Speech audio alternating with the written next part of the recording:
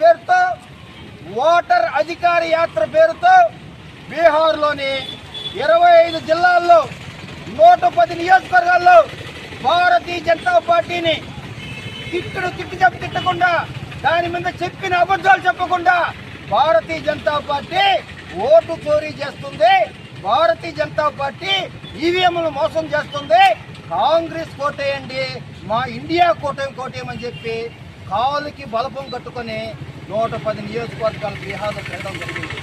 అయితే ఈ రాహుల్ గాంధీని అడుగుతున్నాం మేము, అయ్యా నువ్వు తిరిగిన 110 నియోజకవర్గాల్లో ఒక్క సీట్ అయినా ఇండియా కూటమికి వచ్చిందా అని మేము ప్రశ్నిస్తున్నాం. నువ్వు కాలుకు బలపం కట్టుకున్నావు, ప్రతి ఒక్కరి దగ్గర పోయినావు, భారతీయ జనతా పార్టీ గురించి లేనిపోని అపోహలు కల్పించి లేనిపోని నిందలు వేశావు. అయితే బీహార్ ప్రజలు నీ మాటలు నమ్మారా, నీ మాటలు విశ్వసించారా? నువ్వు రాజకీయ నాయకుడిగా ఉండే నైతిక హక్కు నీకుందని మేము ప్రశ్నిస్తున్నాం. నువ్వు ఎక్కడైతే తిరిగావో, ఎక్కడైతే భారత ప్రధానమంత్రి నరేంద్ర మోదీ గురించి, భారతీయ జనతా పార్టీ గురించి అవాక్కులు చెవాక్కులు పేలేవో, అక్కడ నువ్వు తిరిగిన చోట 110 నియోజకవర్గాల్లో ఒక్క సీటు కూడా గెలిచిన పాపాన పోలా నువ్వు. ఇక నువ్వు రాజకీయాలకు పనికిరావని మేము తెలియజేస్తున్నాం.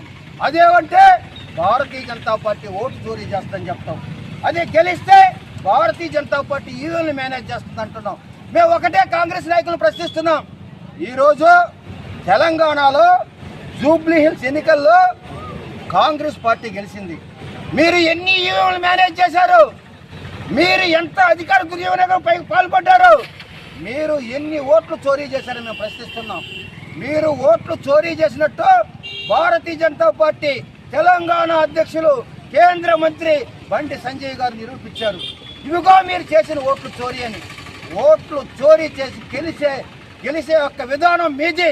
జనాన్ని మోసం చేసే గెలిసే పద్ధతి కాంగ్రెస్ది, భారతీయ జనతా పార్టీది కాదని తెలియజేస్తూ ఈరోజు కూడా భారతదేశంలో నరేంద్ర మోదీ గారి యొక్క నాయకత్వాన్ని విశ్వసిస్తున్నారంటే, నరేంద్ర మోదీ గారు బడుగు బలహీన వర్గాల వారికి క్షేత్రస్థాయిలో ఎవరికి ఏం కావాలని చెప్పి ప్రతి ఒక్కరికి లబ్ధి చేరుస్తున్నారు.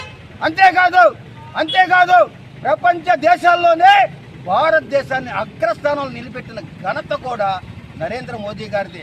భారతదేశం అంతా ఆంధ్రప్రదేశ్ కానీ, తెలంగాణ కానీ, కర్ణాటక కానీ, మహారాష్ట్ర కానీ, తమిళనాడు కానీ భారతీయ జనతా పార్టీ కోసం, నరేంద్ర మోదీ గారి నాయకత్వం కోసం ఎదురు చూస్తున్నారు.